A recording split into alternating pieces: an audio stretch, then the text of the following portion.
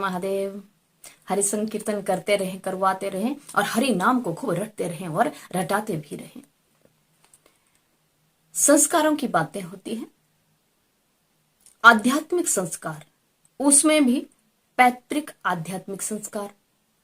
अब पैतृक आध्यात्मिक संस्कार पहले तो ये समझें कि क्या है, इस बात को अच्छे से जानते हैं। और इन संस्कारों का जाल सा बना हुआ है और इस जाल को तोड़ना अत्यधिक आवश्यक है। इस जाल को तोड़ना अत्यधिक आवश्यक है। भगवान श्री कृष्ण ने स्वयं भी ये किया है। दशम स्कंद में श्रीमद् भागवत जी के एक दृष्टांत उपस्थित होता है और ठाकुर जी ने बड़ी सुंदर और बड़ी अनोखी उन्होंने लीला की है। इंद्र यज्ञ का निवारण और गोवर्धन धारण। एक तो इस शब्द को दिमाग में बिठा लें, हम मन में इस बात को अच्छे से बिठाएं। इंद्र यज्ञ निवारण और गोवर्धन धारण करवाया। गोवर्धन धारण तो ये क्या था कि जब 7 वर्ष के भगवान कृष्ण थे, उनकी आयु जो है जन्म के अनुसार, जो उनका अवतार दिव्य अवतार था उसके अनुसार उनका जब 7 वर्ष की आयु है, तो उस समय ब्रिज में इंद्र यज्ञ की तैयारी हो रही थी। इंद्र यज्ञ की तैयारी हो रही और खूब धूमधाम से सभी लोग जो तैयारी में लगे हुए, सामग्री आदि जुटा रहे हैं। ठाकुर जी ने नंद बाबा से एक प्रश्न किया। एक छोटे बालक ने, 7 वर्ष के बालक ने ठाकुर जी ने एक प्रश्न किया। बोले, बाबा ये क्यों हो रहा है, ये क्यों कर रहे हो? प्रश्न क्या किया कि ये क्यों हो रहा है और ये क्यों कर रहे हो, जबकि प्रश्न यहाँ ऐसे करना चाहिए था कि ये क्या हो रहा है। एक बालक को अभी पता नहीं कि क्या कुछ हो रहा है, लेकिन ठाकुर जी ने प्रश्न किया कि बाबा ये क्यों हो रहा है, ये क्यों हो रहा है? तो नंद बाबा ने उत्तर दिया कि ये इंद्र यज्ञ की तैयारी हो रही है और इस यज्ञ को हम हर वर्ष करते हैं। इंद्रदेव प्रसन्न होते हैं, अच्छी वृष्टि करते हैं, बारिश करते हैं और अन्न आदि जो फसलें हैं और घास पत्ता अच्छा उगता है जब अच्छी बारिश होगी, और उससे सभी जीव सुख शांति पूर्वक जीवन यापन कर सकते हैं। इसलिए इस यज्ञ को हर वर्ष हम करवाते हैं। प्रचलन है, मतलब हर वर्ष करवाते हैं। और ऐसा है, फिर इंद्रदेव जो है प्रसन्न हो जाते हैं, क्योंकि इंद्रदेव ईश्वर है। ठाकुर जी चौंक गए। अब चौंकने की तो बात है, लेकिन ठाकुर जी ने इस शब्द को, इस बात को कैसे ब्रजवासियों को समझाया, इस चीज को, इस रूढ़ी को कैसे समझाया। अब रूढ़ी कैसे हो गई? ठाकुर जी ने प्रश्न किया। बोले, बाबा ये तो बहुत अच्छी बात है, लेकिन ये आपने क्या कभी इंद्र को देखा है? नंद बाबा चौंक गए। अरे इंद्र के इंद्र कौन हो सकते हैं? बोले, है ना बाबा, इंद्र के इंद्र भी हैं। इंद्र के इंद्र कौन है? इंद्र के इंद्र कौन है? ठाकुर जी ने कहा, इंद्र के इंद्र भी हैं। इंद्र के इंद्र तो इतने सुहृदय हैं। अच्छा बाबा एक बात बताओ, क्या आपने कभी इंद्र को देखा है? इतने वर्षों से आप उनका यज्ञ कर रहे हो, क्या प्रत्यक्ष देखा है? नंद बाबा ने कहा, नहीं नहीं, प्रत्यक्ष तो हमने इंद्र को नहीं देखा है। बोले, अरे बाबा तो मैं कह रहा हूं ना, इंद्र के जो इंद्र है वो तो प्रत्यक्ष दर्शन देते हैं। बोले, कैसे? बोले, ये है ना गोवर्धन नाथ, ये नाथ हैं, यही तो ईश्वर हैं, ये प्रत्यक्ष दर्शन भी देते हैं, इनकी पूजा क्यों नहीं करते आप? नंद बाबा ने कहा कि इनकी पूजा करना हम तो नहीं जानते। ठाकुर जी ने मना लिया, इनकी पूजा का विधि विधान मैं जानता हूं, और सबको लगा दिया था उस पूजा में। गोवर्धन नाथ की पूजा करो।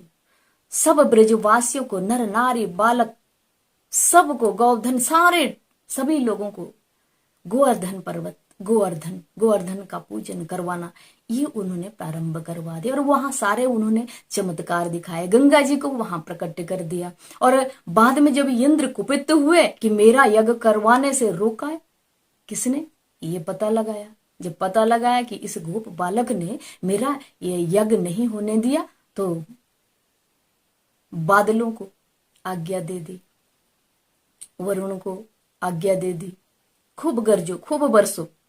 नष्ट कर दो, तहस नहस कर दो ब्रिज को। करने की पूरी कोशिश भी की, लेकिन ऐसा कुछ हो नहीं पाया। ठाकुर जी ने लीला की है यहाँ पे। ठाकुर जी ने ये दर्शाया है कि तुम किसी को भी मानते हो, किसी को भी कुछ करते हो, लेकिन ईश्वर के बिना किसी की भी पावर वहीं तक है जहां तक उसकी क्षमता है। किसी की पावर नहीं है ईश्वर के बराबर। गोवर्धन को अपनी कनिष्का उंगली पर धारण कर लिया और साथ में जान के उन्होंने ये भी लीला की कि तुम भी साथ चलो, कोई भी हम कार्य करते हैं, मैं माध्यम हूं लेकिन आप भी साथ में हो। ब्रजवासियों को क्या कहा कि आप भी मेरे साथ आ जाएं, आप भी सपोर्ट करें, आप भी सहारा दें, ताकि गिरधर पर्वत जो है हम उठा सकें। धारण कर लिया, वर्षा होती रही, सारे ब्रजवासी उस पर्वत के अंदर, पर्वत के नीचे उसकी छत्र छाया में सुरक्षित हो गए, सुरक्षित हो गए। 7 दिन तक लगातार दिन रात वृष्टि हो रही है, रात दिन बारिश हो रही है, प्रलय आ रही है, लेकिन ब्रजवासियों का कुछ भी बाल बांका नहीं हो पाया। क्यों? क्योंकि ईश्वर की सपोर्ट, ईश्वर का सहारा, वो ईश्वर की शरण में थे, इसलिए इंद्रदेव कुछ भी नहीं कर पाए। अंत में जब इंद्रदेव को यह ज्ञात हो गया कि स्वयं भगवान नारायण है, जब उनको ज्ञात हुआ तो वो क्षमा याचना मांगने आए, क्षमा याचना मांगी और चरणों में दंडवत प्रणाम में किया, मुझे क्षमा करे, मुझे क्षमा करे, मैंने ऐसा किया है, अनुग्रह किया है, ऐसा अपराध किया, मुझे इसके लिए क्षमा करें प्रभु। और स्वयं भी देवराज इंद्र ने अपने संपूर्ण सैनिकों के गणों के साथ में उन्होंने स्वयं भी गोवर्धन पर्वत का, गोवर्धन नाथ का स्वयं उन्होंने अभिषेक किया, स्वयं अभिषेक किया। ब्रजवासी चकित रह गए, बड़े चकित रह गए, स्वयं अभिषेक किया। ये लीला कितनी, और ये लीला कितनी सुंदर है, ये लीला कितनी मूल्यवान लीला उन्होंने की है संसार को समझाने के लिए कि एक ईश्वर की शरण लो, ईश्वर की शरण लो। जो ईश्वर का शरणागति है, देवता भी उनकी शरण में है। इस बात को अच्छे से जाने, बार बार इस बात को बताते हैं, इसीलिए बताते हैं कि ईश्वर की शरण लो, ईश्वर की शरण लो। थोड़ा उठापटक होती है जैसे इंद्रदेव ने की, लेकिन इंद्र को भी भगवान की शरण चाहिए। तो यहां स्पष्ट होता है इस दृष्टांत से कि तब द्वापर युग में, उस समय भी कुछ रूढ़िवादिताएं हमारी पूजा पाठ की पद्धति में थी ना, उस समय भी थी। तो रूढ़िवादिताएं इसी बात को लेके जो है गीता जी के लिए कहा जा रहा है कि गीता जी को समझो। गीता जी के द्वारा भगवान श्री कृष्ण ने यही अवगत कराया है कि सिर्फ और सिर्फ ईश्वर को भजो। किसी देवताओं का अपमान नहीं कर रहे, देवताओं को देवता की जगह तक, लेकिन शरण सिर्फ ईश्वर की ग्रहण करो, क्योंकि ईश्वर के अधीन सब देवता भी उनके ही तो अधीन हैं। इसलिए सत्य मार्ग बताया गया। रूढ़िवादिताएं तब भी थी, तो उस रूढ़ी को तोड़ने के लिए भगवान श्री कृष्ण ने एक लीला की। तो हम तुम भी तो लीला कर सकते हैं, कुछ ना कुछ तो लीला कर सकते हैं कि जहां रूढ़िवादिताएं हैं, लोगों का नुकसान हो रहा है, उससे समय बेकार जा रहा है, तो वहां से कन्वर्ट होके हम चीज को समझे कि जो ईश्वर की आज्ञा है वो हमें मानना चाहिए, वही हमें क्रिया कर्म करना चाहिए। वो क्रिया क्या है? जो ईश्वर बता रहे हैं, जो ईश्वर की आज्ञा है, और वो गीता जी है। गीता जी को समझे, गीता जी को सुने और उसको अपने चरित्र में डाले, वही पढ़ने, मानने और पूजने योग्य है। हर हर महादेव।